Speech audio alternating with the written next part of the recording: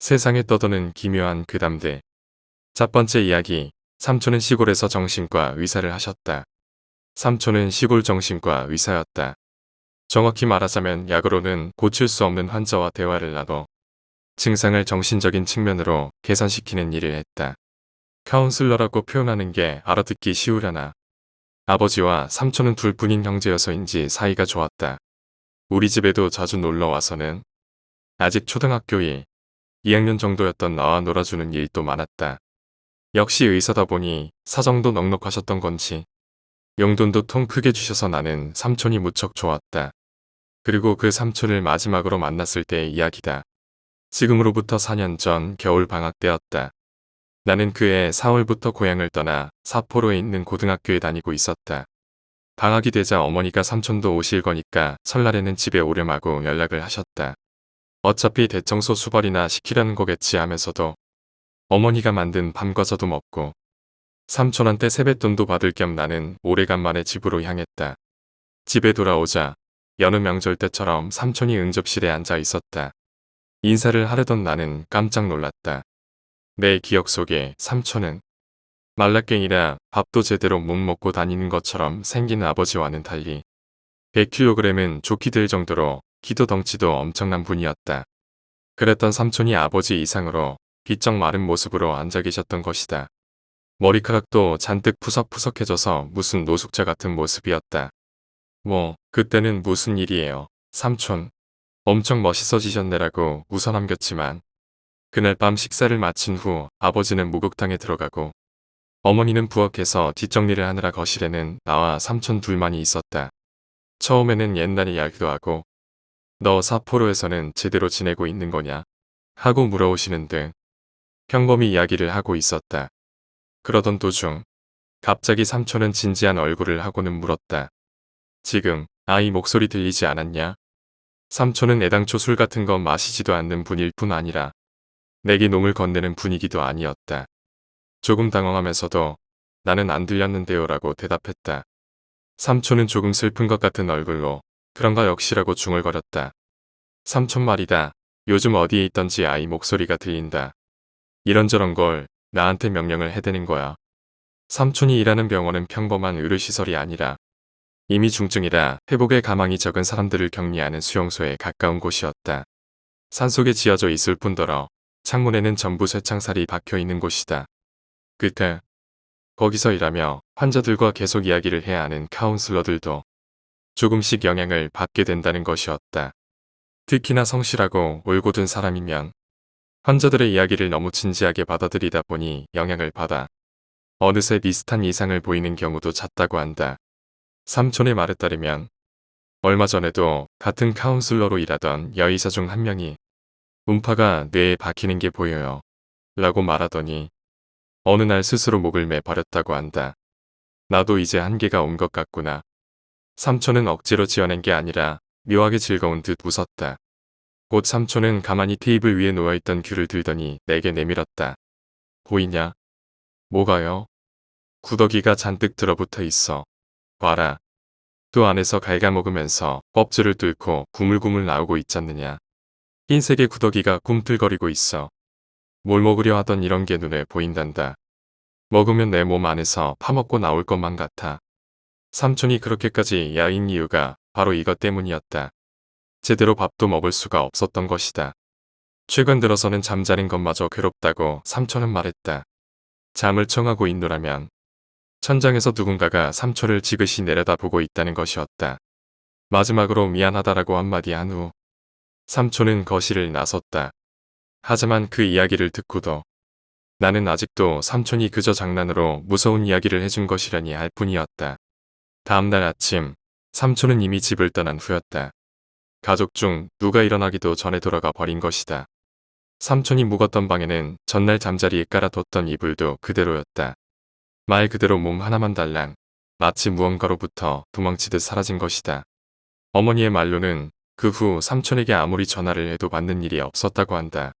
그리고 그로부터 한 달 정도 후 삼촌은 사고로 세상을 떠났다. 운전 도중 중앙분리대에 그대로 들이받고 말았다고 한다. 장례식 때 친척 어른 중 한 분에게 이런 이야기를 들었다. 삼촌은 자살한 게 아닐까?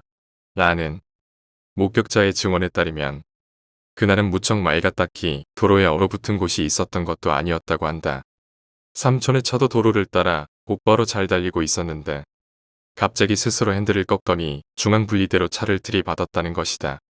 잘은 모르겠지만 정신적인 부분에 관해 통달한 사람이면 자신의 정신이 한계에 다다랐다는 걸 스스로가 깨닫는 게 아닐까? 그렇다면 삼촌은 자신이 미쳐버리기 전에 마지막으로 우리 가족을 만나러 찾아왔던 것인지도 모른다. 그리고 폐인이 되기 전에 스스로 생명을 끊었던 것일까? 다만 그렇게 정리하고 넘어가기에는 좀 깨름칙한 뒷이야기가 있다. 장례식이 끝난 후 집으로 돌아가는 길에 아버지가 이런 말을 했던 것이다. 그러고 보니 사고 나기 전날이었는데 한밤중에 음성사서함에 메시지가 있어서 확인해봤더니 형한테 온 거였어. 듣고 나서 기분이 나빠서 지워버렸었는데 그 병원에는 아이도 있는 걸까? 아버지의 말에 따르면 삼촌의 메시지는 마치 술에 취한 것 같은 목소리로 딱 한마디가 녹음되어 있었다고 한다. 나 명령을 받고 말았다. 그리고 삼촌의 목소리 뒤로 속삭이듯 아이 같은 목소리가 몇 사람이고 죽어라고 중얼거리고 있었다는 것이다. 가벼운 일도 아니고 그리 친하던 형의 죽음을 목전에 두고 아버지가 장난이나 치실 분은 아니다.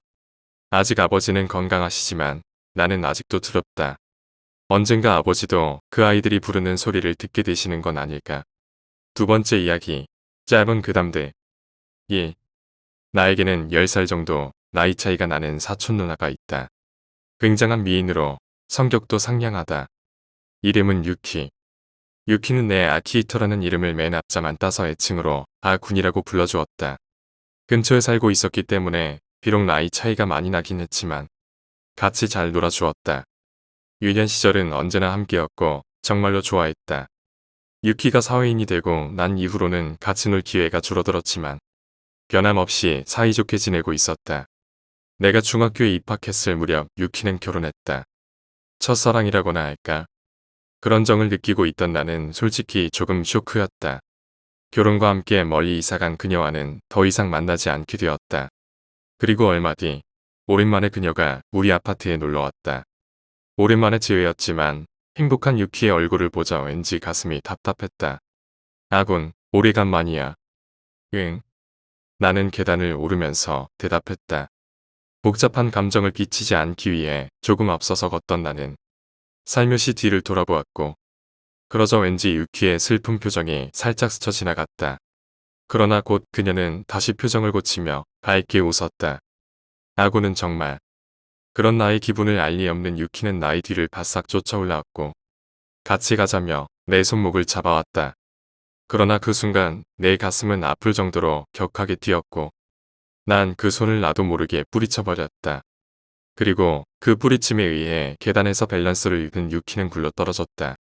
구급차가 왔고 유키는 급하게 병원으로 후송되었다. 그리고 알았다. 유키가 임신했던 사실을. 그것을 이야기하러 우리 집에 놀러 왔던 것을. 하지만 계단으로부터 떨어진 덕분에 유산했다. 나는 병실에서 몇 번이나 사과하며 후회하고 울었다. 그렇게 최악인 나를 유키는 탓하지 않았다. 괜찮아, 아군. 그렇게 눈물이 그렁그렁한 눈으로 말해주었다. 그리고 그녀는 그 사실을 아무에게도 말하지 않았다. 유키는 그 후 다행히 금세 회복하였고 나는 어느덧 고등학교, 대학교에 진학하고는 공부에 열중하여 더 이상 서로 만날 수 없게 되었다. 아니, 만나지 않았다. 나는 대학을 졸업하고 대학 시절에 동기와 결혼식을 올리게 되었다. 결혼식에는 친척 일동이 모였다. 그 중에는 유키도 있었다. 축하해, 아군. 좀 유키에 대해서 꺼림칙함을 느끼고 있던 나는 그녀의 축복하는 말에 그만 아이처럼 울어버렸다. 그리고 다시 가끔 연락을 하게 되었다. 이윽고 아내가 임신하였다. 아버지가 된다는 기쁨이 정말 이렇게 큰 것이라고는 상상도 하지 못했다. 기쁜 마음에 부모님은 물론 유키에게도 전화로 그 기쁜 사실을 알렸다. 하루하루가 즐거웠고 난 일에 열중했다. 임신 9개월째 행복의 절정기였다. 그러나 어느 날 잔업 도중 어머니에게서 급한 전화가 왔다. 아내가 병원으로 옮겨졌다는 전화였다. 산모와 아이 모두 위험한 상황으로 수술실의 수술 중 램프가 그 무서운 붉은 빛을 발했다. 벤치에는 부모님과 유키가 있었다. 아무래도 우리 집에 놀러 왔었던 것 같다. 계단에서 넘어졌대. 유키가 작은 소리로 옆에 앉은 나에게 이야기하기 시작했다. 아군. 뇌리에서는 과거, 유키의 유산 기억이 떠오르고 있었다. 비통한 표정으로 고개를 숙이는 부모님과 같이 눈을 감은 내 어깨에 손을 올린 유키. 나, 그때 일, 아직 용서하지 않았어. 난 그 순간 섬뜩하리만치 낮은 그녀의 목소리에 놀라 고개를 들었다. 부드러운 미소를 짓는 유키였지만 그렇게 섬뜩한 눈동자는 처음 보는 것이었다. 보는 순간 가슴이 서늘해졌다. 아기, 살아날까? 유키는 웃었다. 그때 생각났다. 아내는 최근 큰 배를 염려해서 침실을 1층으로 옮겼을 정도로 계단을 조심했던 것이 기억났다. 그럼에도 사고가 났다. 설마, 이상한 일이지만 나는 어린 시절의 기억이 단 하나밖에 없다. 요전날 친구와 어릴 적 추억에 대해 이야기를 해봤지만 역시 대개는 어린 시절의 기억이 어느 정도 있는 것 같다. 그렇다면 왜 나만 이런 시절의 기억이 없을까? 기억 상실 같은 것 아닐까? 라는 등 왠지 드라마 속 주인공이 된 것 같아서 조금 두근두근했다. 동시에 나의 유소년기에 대해 흥미가 솟았으므로 퇴근한 직후 어린 시절의 앨범 같은 것을 찾아보기 시작했다. 아니나 다를까 홈비디오가 발견되어 서둘러 플레이해보았다. 거기에는 멍한 얼굴로 텔레비전을 보고 있는 한 명의 어린 아이가 있었다. 이름을 불리자 대답을 한 것을 보면 아무래도 이놈은 내가 틀림없는 것 같다. 쭉 보고 있다 보니 서서히 질렸다. 이제 그만 볼까? 라고 생각한 순간 잠재의식과도 같이 카메라 앵글이 바뀌어 어떤 영상이 비쳤다. 그것은 불타오르는 집이었다. 여기서 첫 문장으로 돌아와서 그 유일한 어린 시절의 기억이라고 하는 것은 거실로 보이는 넓은 방에서 내가 성냥에 불을 붙여 놀고 있던 광경이다. 또 이야기는 바뀌서 내 할아버지가 돌아가신 것은 1990년도의 일이다. 그리고 기이하게도 불타오르는 집의 화면 하단에 표시되고 있던 연도는 1990년 3. 최근 있었던 실화로 어느 파츠 프로의 이야기입니다. 모종의 이유로 그는 빠찡코 구슬을 양쪽 귀에 끼워 보았습니다. 그런데 너무 꽉 끼워 넣은 나머지 구슬이 귀에서 빠지지 않았고 빼내려 할수록 오히려 더 들어가기만 할 뿐이었습니다. 귀이개로 꺼내보려 했지만 너무 꽉 끼어 귀이개를 뒤집어 넣을 틈조차 없었습니다. 전전긍긍하던 그는 문득 자석을 떠올렸고 그는 아들이 가진 자석으로 빼보려 했지만 학교의 교재용으로 쓰이는 수준의 자석으로는 역시 무리였습니다. 거기서 그 파츠 프로는 아는 사람이 근무하는 기업 연구실을 방문했습니다. 예전에 그 연구실에서 실험용에 초강력 전자석이 있다는 이야기를 들은 적이 있기 때문이었습니다. 사정을 들은 지인은 어안이 벙벙해졌지만 하하 바보 같아. 어쨌든 잘왔어. 우리 연구실 자석은 정말 강력한 자석이니까 간단히 빠질 거야. 자 그럼 그 팔에 귀를 대봐. 파츠 프로는 기계의 자석 부분에 우선 오른쪽 귀를 가져갔습니다. 그리고 지인은 전자석에 스위치를 넣었습니다. 과연 그의 말대로 그 자석은 초강력. 빠찡코 구슬은 순식간에 자석에 빨려 나왔습니다. 그리고 그와 동시에 귀에서 선혈을 뿜으며 파츠 프로는 바닥에 쓰러졌습니다. 자석에는 파친코 구슬이 2개 붙어 있었습니다. 10년 전쯤 실제로 있었던 이야기입니다. 제 자신의 체험담을 적어보겠습니다. 무서운 것을 좋아하는 저와 친구 4명은 어느 심령 스폿이라고 알려진 터널 구간에 시험 삼아 놀러 가게 되었습니다. 제가 차를 운전해서 그 터널 앞까지 갔습니다. 언뜻 보기로는 아무런 특이한 점이 없는 터널이었지만 안에 들어가 터널의 정확히 한가운데에 차를 세웠습니다. 그리고 잠시 후 도와주세요 하고 터널 저 뒤편에서 큰 소리로 외치는 사람 목소리가 들려왔습니다. 뒤를 돌아보자 피투성이의 전라 상태인 작은 여자아이가 살려주세요. 살려주세요. 하면서 이쪽으로 달려오는 것이 보였습니다. 내심 과연 심령 스팟이군 하면서 공포심과 호기심에 두근거리는 마음을 부여잡고 조금 더 기다려보았습니다. 잠시 후 살려주세요. 살려주세요. 하고 방금 전에 여자아이가 눈앞에 다가와 차 문을 필사적으로 두드리고 있습니다. 어린 여자아이가 전라의 상태로 피를 흘리면서 차 문을 두드리는 그 섬뜩한 광경에 우리는 너무 놀랐고 저는 그대로 엑셀을 밟아 여자아이를 뿌리치며 터널 출구로 빠져나왔습니다. 그때였습니다. 사람이 서 있었습니다. 남자였습니다. 그 남자는 길 한가운데 서서 손을 대자로 벌리고 서서 저희들의 차를 세웠습니다. 무슨 일이십니까? 하고 묻자 그 남자는 지금 터널에서 혹시 여자아이 못 보셨습니까? 하고 물었습니다. 저는 네, 피투성이의 그 여자아이에 대해 뭔가 잘 아십니까? 하고 묻자 그 남자는 바짝 얼굴을 들이대고는 주머니 속에서 나이프를 꺼내 이렇게 말했습니다. 누구에게도 말하지 마. 그렇게 말하고는 터널 안을 향해 달려갔습니다. 저희들은 친구의 집에서 묵었습니다. 그 여자아이와 그 남자는 도대체 무엇이었을까? 며칠 후 우리는 그 정답을 알 수 있었습니다. 신문에 그때 여자아이와 그 남자 사진이 게재된 것이었습니다. 그 남자의 이름은 아마 알고 계시는 분도 있으리라 생각합니다. 지금으로부터 약 10년 전 어린 여자아이를 납치한 후에 살해, 그 시체의 고기를 먹거나 구워서 그 아이의 가족에게 보낸 정신 이상 범죄자입니다. 아직도 종종 그날의 생각을 떠올립니다.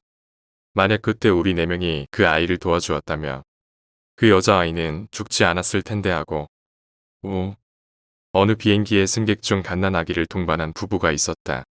그런데 네덜란드에서 미국까지의 긴 비행이었음에도 그 갓난아기는 단순간부터 얌전히 잠만 자는 상태였다.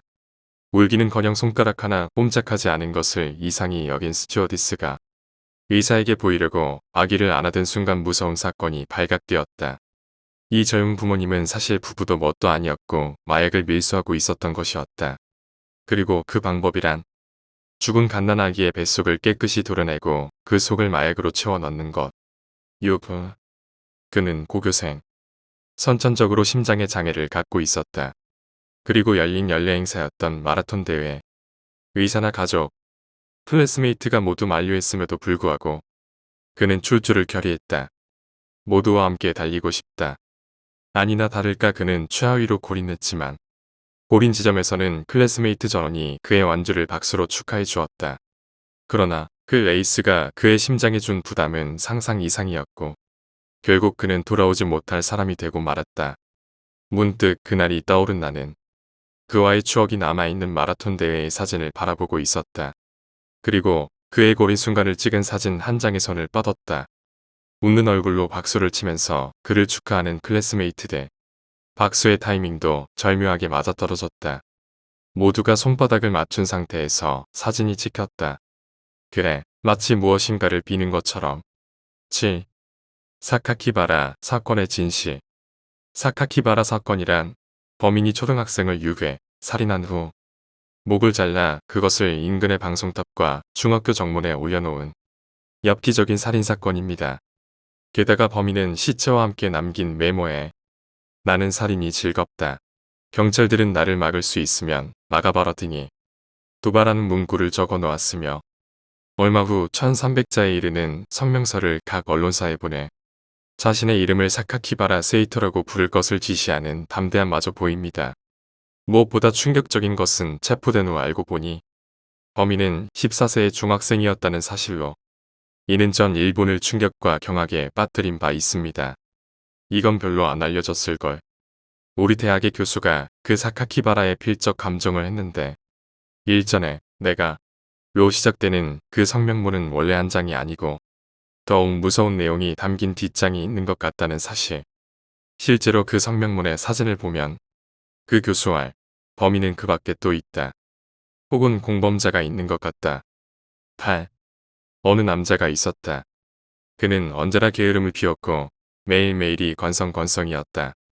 자신의 임종이 가까워진 것을 깨달았던 그의 부친은 유산을 단지 아들에게 물려주기만 하는 것보다는 녀석이 열심히 일하도록 마음을 고쳐먹게 하고 싶었다. 그리하여 도저히 아무리 머리를 쥐어짜고 발버둥을 쳐도 어떻게 해볼 도리가 없을 때만 그 재산을 손에 넣을 수 있도록 한 계책을 짜냈다. 남자는 부친의 임종 후 재산 대신 한 편지와 열쇠만 물려받았다. 편지에는 아무리 노력해도 도저히 가망이 없을 때 이 열쇠로 문을 열어보거라 하고 쓰여 있었다. 뜻밖의 아버지의 재산을 물려받지 못한 그는 뒤늦게 정신을 차리고 열심히 일을 해보았지만 생활은 날로 궁핍해질 뿐이었다. 곤란함을 겪다 못한 그는 편지에 쓰인 대로 열쇠로 방의 문을 열어보았다.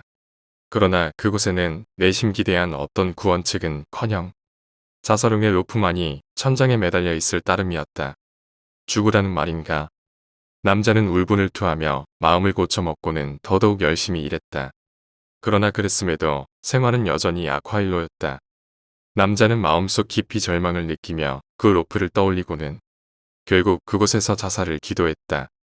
허나 사실 그 방에는 로프의 체중이 실리면 천정이 무너지도록 된 장치가 있었고 무너진 천장 위에서는 아버지가 숨겨놓은 재산이 대량으로 쏟아졌다. 후, 한 교도소에 도저히 손댈 수조차 없는 난폭한 사형수가 있어서 간수들도 매우 애를 먹고 있었다. 그러던 중 간수들은 교도소 내의 종교 행사를 담당하던 신부님에게 그의 심성을 좀 고쳐달라는 하소연까지 하게 되었는데 그 신부님은 노련한 사람으로 그와 독방에서 만날 때 성경 안에 작은 종이 조각을 감춰주었다. 처음에는 교도소 안에서 시끄럽게 굴지 마라 멍청이야. 지금 너를 구하려는 작전이 진행 중인가라는 쪽지를 남겨두었다. 사형수는 그것을 보고 신부가 자신과 한패라고 생각한 것은 물론 자신의 보스가 구해줄 것이라고 확신했다. 이윽고 신부와 사형수가 만날 때마다 메모는 늘어갔다. 작전은 순조롭다. 또는 이제 곧 같은 내용이. 그리고 마지막 날의 메모에는 이렇게 쓰여 있었다.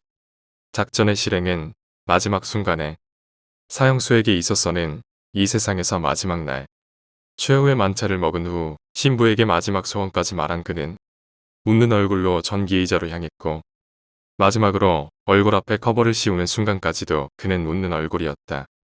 그가 죽은 후 그 난폭하게 굴던 놈을 어떻게 그렇게 얌전하게 만들었느냐며 간수들에게 추궁당한 신부는 섬뜩한 미소를 지으며 한마디 저는 그에게 희망을 주었습니다. 쉿. 향수병의 유래를 아십니까? 19세기 유럽의 한 나라에서 여들이 소년소녀들에게 살해되는 사건이 계속 발생해서 학자들의 연구 대상이 된 바 있었습니다. 그 소년소녀들은 아기들을 돌보는 부모 역할로 고용된 사람들로 대부분 지방의 농촌에서 고용되어 먼 타향의 돈을 벌러 와 있었던 것입니다. 아직 철이 들지 않은 어린 소년, 소녀들이었던 데다 전혀 다른 생활 환경에서 적응하기 어려워한 그들은 심한 향수병에 걸렸고 우울증에 시달리다 그만 이 아이만 없으면 고향으로 돌아갈 수 있다라는 식의 망상에 빠져 범행을 저지르고 만 것이 이 사건의 원인으로 판명되었습니다. 그것이 결국 향수병이라는 개념의 유래가 되었습니다. 12. 어느 공업고등학교에서 아크 용접 실습을 했을 때의 일이다. 아크 용접의 경우 철을 대략 3000도씨의 초고온으로 가열해서 가공하기 때문에 현장은 지옥 같은 더위 속에 놓이게 되기 마련이다. 어느 한 학생이 그 더위를 참지 못하고 차광 안경을 벗고는 이마에 땀을 닦았다. 그런데 그 순간 그는 직접 아크 용접에 불꽃을 봐버렸다. 이윽고 수업이 끝나고 이 학생도 집에 돌아갔다. 그는 시력이 나빠서 평상시 콘택트 렌즈를 착용하고 있었는데 비간 그는 언제나처럼 콘택트 렌즈를 뺐지만 그 순간 그의 시야는 어둠에 쌓여서 아무것도 볼 수 없게 되고 말았다. 실은 그가 불꽃을 응시했을 때 그의 각막은 열에 의해 콘택트 렌즈와 융합해 버렸던 것이다. 때문에 그가 콘택트 렌즈를 빼는 순간 각막까지 함께 벗겨져 버렸던 것이다. CD. 어느 날 A씨는 귀가하는 길이었다. 아파트 엘리베이터를 탔는데 곧 다음 층에서 모자를 깊이 눌러 쓴 척 보기에도 수상해 보이는 남자가 올라탔다. A씨는 왠지 기분 나쁘다고 생각하면서도 같은 아파트에 사는 사람이라고 생각해서 일단 인사를 했다. 하지만 그는 대답하지 않았다. 정말 기분 나쁜 타입이구나 하고 속으로 생각하던 차에 이윽고 내릴 층에 도착해서 나가던 도중 그 남자와 어깨가 부딪혔다. 아, 죄송합니다. A씨는 사과했지만 남자는 여전히 아무 말도 하지 않은 채 얼굴만 숨길 뿐이었다.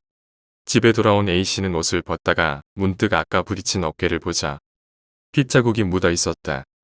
A씨는 불쾌한 느낌이 들었지만 일 때문에 지치기도 해서 일단 잊어버리고 잠을 자기로 했다. 며칠 후 주말이 되어 A씨는 집에서 쉬고 있던 차에 딩동하는 차임이 울렸다. 문 너머로 살펴보자 경찰관이 서 있었다. 경찰이 말했다. 실례합니다.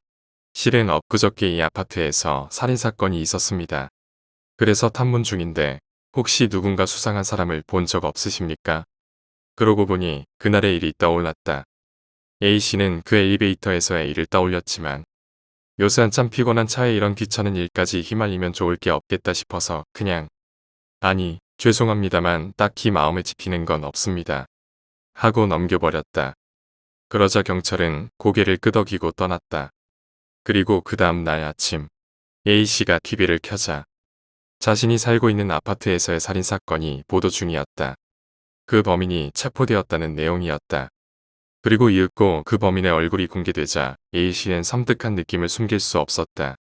범인의 얼굴은 어젯밤 찾아온 그 경찰의 얼굴이었다. 13. 마츠오카 씨냐. 당시 사세 실종 사건 1989년 마츠오카 씨 일가가 자택인 이바라키에서 출발. 도쿠시마의 친척 집에 도착. 마츠오카 씨가 안고 있던 차남을 부인에게 건네주려고 집에 들어간다. 이때까지는 신야가 집 현관 앞에 있었던 것은 틀림없다. 그리고 아버지가 다시 현관 앞으로 돌아오자 거기에 있어야 할 신야군의 모습은 없었다. 눈앞의 현관 앞에서 신야의 존재를 확인한 이후 그 모습이 사라질 때까지는 불과 40초. 다른 실종 사건과 달리 부모와 아이가 떨어져 있던 시간은 채 1분도 되지 않았다. 게다가 아버지가 바로 옆에 있었고 사라진 것은 집 현관 앞. 그야말로 미증유의 실종 사건이다. 신야군 실종 얼마 후 친척 집에 수수께끼의 전화가 걸려왔다. 전화 건 사람은 신야군의 누나가 다니는 스이케이 유치원의 학부형이라고 자칭하는 여성으로 말하는 스타일은 도쿠시마 사투리였다고 한다. 과연 그 전화를 건 사람의 정체는? 만약 그 전화를 건 사람이 이바라키 사람이었다면 어떻게 마츠오카 씨의 친척집 전화번호를 알고 있었을까?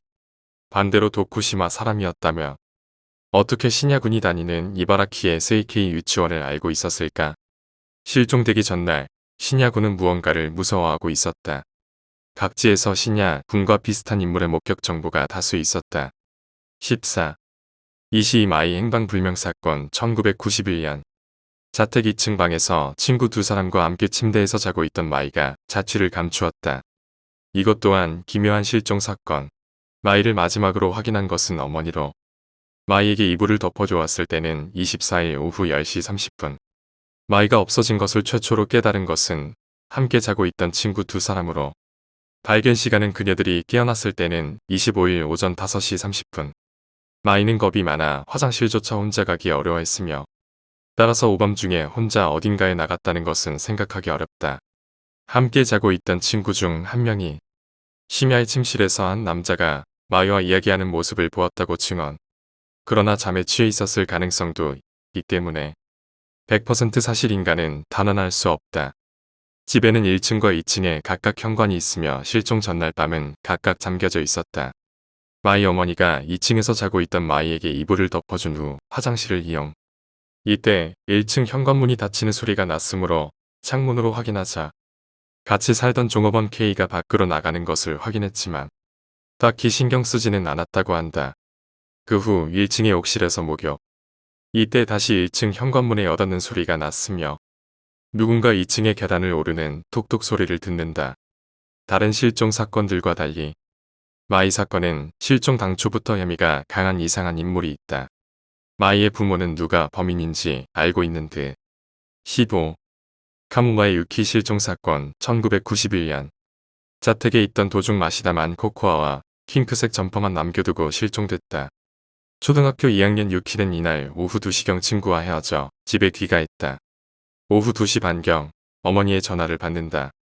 오후 3시 반경에 언니가 귀가했다. 이때 이미 유키의 모습은 없었다. 테이블 위에는 아직 따뜻한 코코아가 남아 있었다고 한다. 유키는 코코아를 좋아해서 자주 스스로 만들어 마셨다고 한다. 실종된 날 쭉 집에 있던 것은 아버지. 일이 야근이기 때문에 유키가 돌아오는 시간대는 보통 자고 있는 시간이었다. 부친이 깨어났을 때 유키가 없는 것은 별로 신경 쓰지 않았다. 곧잘 놀러 나가는 경우가 많았으므로. 그러나 그날만큼은 의심스러운 점이 많이 있었다.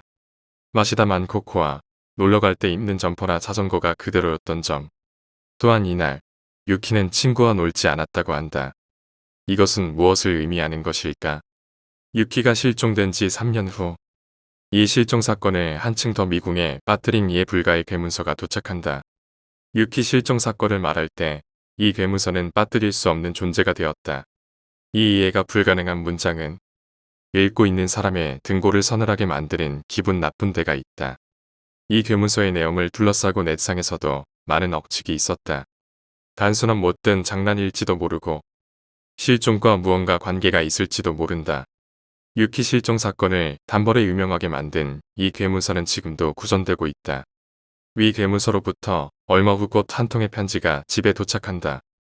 유키는 벌써 죽었으며 유키의 영혼을 돕고 싶다며 수사 협력을 자청하는 편지. 그러나 3일 후 이 편지를 보낸 인물은 유키의 영혼을 방해하는 또 다른 영혼이 나타나 수사에 협력할 수 없게 되었더라고. 재차 편지를 보내온다. 그 이후 의심스러운 편지는 없다. 세 번째 이야기, 머리카락. 집에서 키우는 강아지 한 마리가 있다. 이름은 하치다.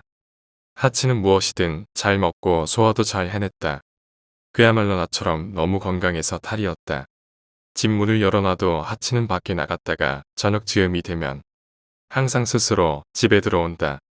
가끔 하치 녀석이 밖에서 모르는 사람이 주는 음식을 먹고 올 때가 있다. 그럴 때마다 하치는 집에서 저녁밥으로 주는 사료를 먹지 않는다. 그리고 어느 날, 비가 많이 오던 날이었다. 하치 녀석은 평소 비 오는 날에는 밖에 나가지 않았지만 그날은 하치 녀석이 갑작스레 밖으로 뛰어나갔다. 나는 저녁이 되면 집에 돌아오겠지 하고는 신경을 쓰지 않았다. 하치는 10시가 되어서도 들어오지 않았고 초조해진 나는 하치를 찾으러 마을을 돌아다녔다.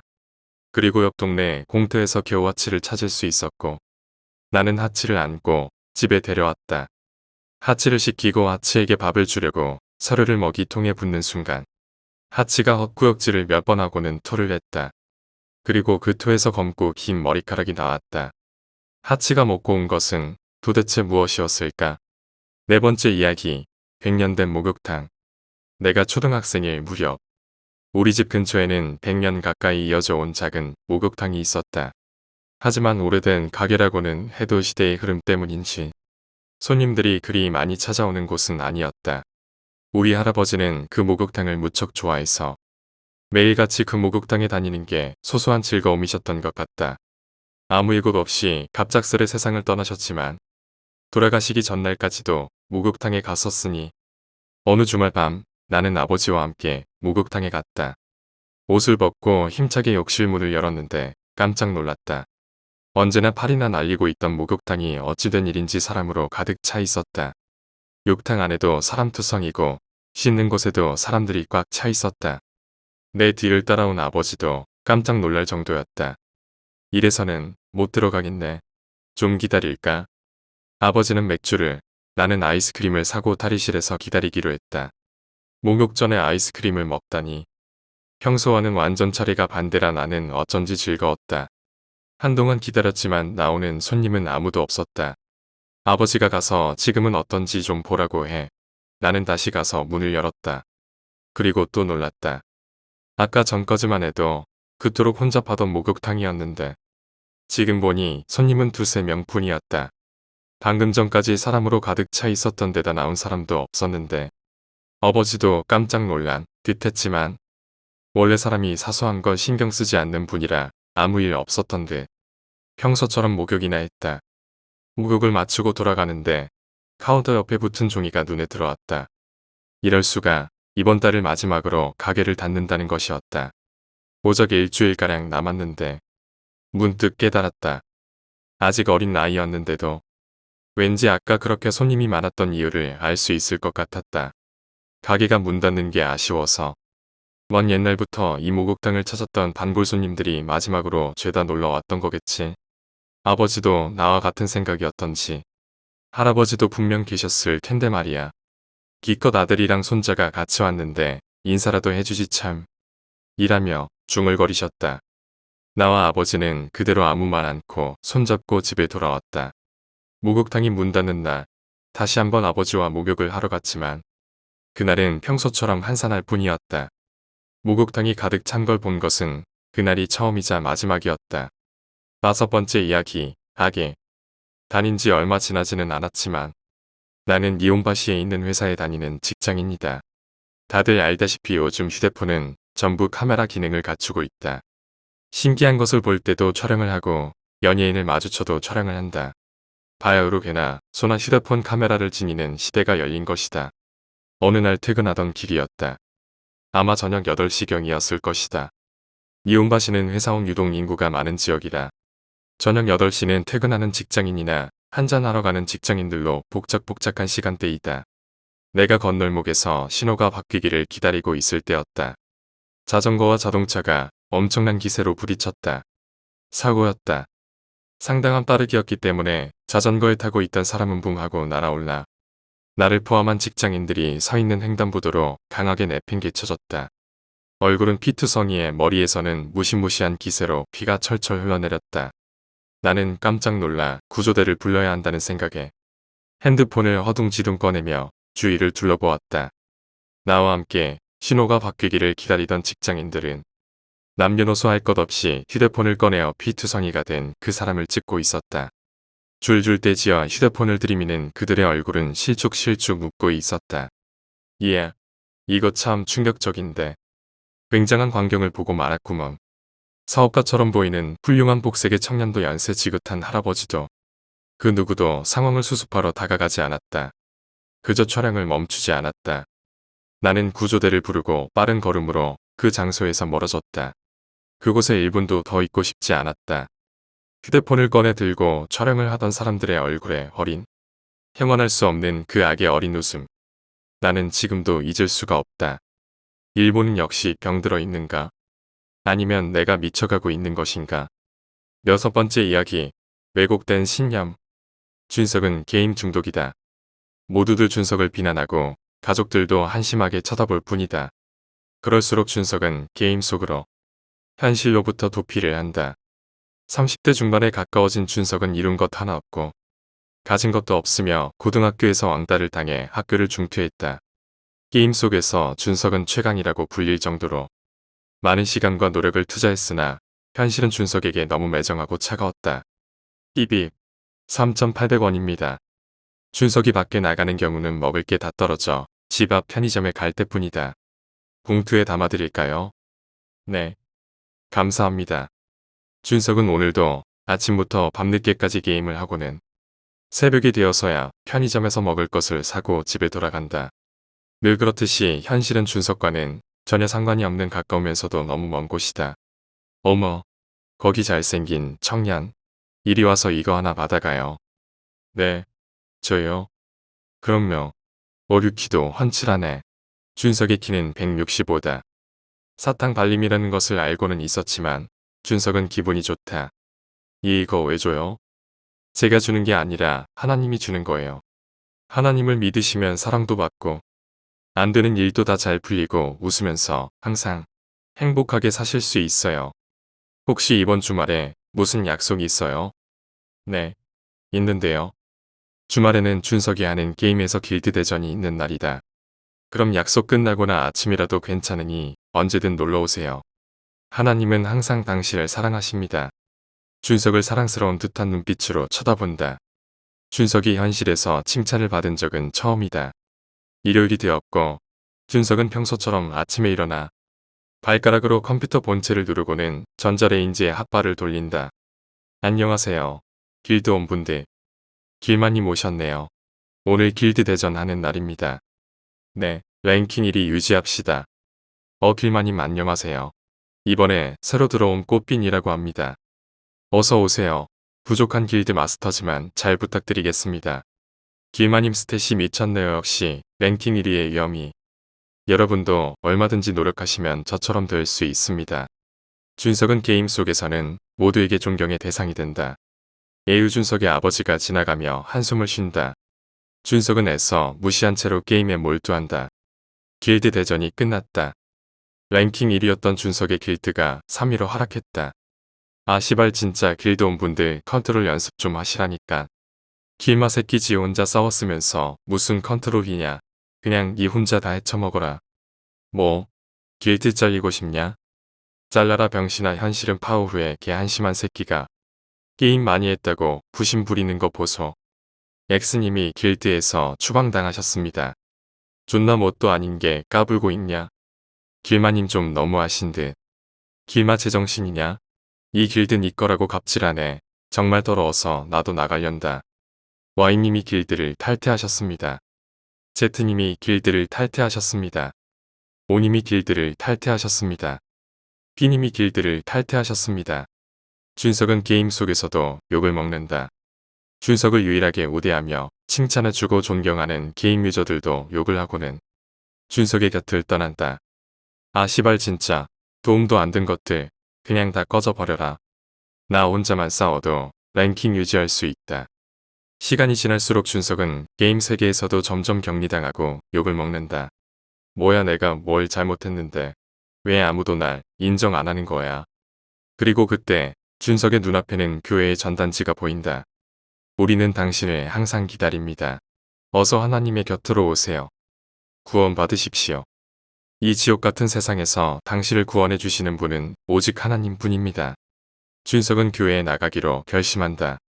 일요일 준석은 잠을 한숨도 못 잤다. 그가 사회에 발은 내딛는 듯한 느낌이 드는 것. 고등학교 입학할 때 말고는 처음이다. 아이고, 청년 왜 이제 왔어? 계속 기다렸잖아. 아 네. 어서와 어서와. 저기 아무데나 앉아. 주 예수 그리스도를 내가 믿사오니 그 성령의 충만함이 나를 복되게 할지어다. 아멘. 이 지옥 같은 곳을 하나님 아버지가 나를 보호해 주시옵고 서울은 불바다가 되어 모두들 고통스러워할 때 우리는 천국으로 가게 될 겁니다. 아멘. 사탄이 이 땅을 지배하고 인간들을 희롱하고 부녀자를 강간하고 남자들은 불태워 죽일 때 하나님이 나를 보호해 주시니 감히 사탄이 우리를 건드리지 못할지어다. 아멘. 준석은 이 모든 광경이 혼란스럽다. 저기 젊은 청년, 마이크를 든 중년의 남자가 준석을 가리키고 앉아있는 사람들 모두가 준석을 쳐다본다. 다들 눈 속에 무언가가 들어있다. 믿음인가 신념인가 준석은 그것이 부럽다. 모두들 한치 부끄럼 없이 당당하다. 그 무엇도 두려워하지 않는 것이 준석은 부럽다. 하나님이 우리를 구원해 주시리라 믿습니까? 아멘. 아멘. 준석을 따라 모두들 외친다. 교회는 열정으로 뜨거웠다. 어쩌면 그들을 광신도라고 부를 수도 있겠지만 준석에게 그것은 목숨을 건 신념이었다. 며칠이 지났을까 준석은 게임을 거의 하지 않고 하루 종일 교회에만 나간다. 형, 요즘 이래. 준석의 동생이 5년 만에 말을 건다. 아니, 그것보다 중요한 거. 그게 뭔데? 하나님을 믿는 거야. 이젠 게임에서 사이비로 빠진 거야. 사이비가 아니야. 이 사탄의 자식 같은 놈. 감히 내가 하나님을 욕하는 거냐. 아 시발 진짜 이 새끼 아직도 노답이네. 형 나이가 33이야. 정신 좀 차려. 맞아 내 나이 33. 게임 중독이었고 이런 것 하나도 없고 자격증도 없고 고등학교도 중퇴했어. 알바 경험도 없지만 난 괜찮아. 하나님을 믿으니까. 넌 정말로 중요한 게 뭔지 모르는 거냐.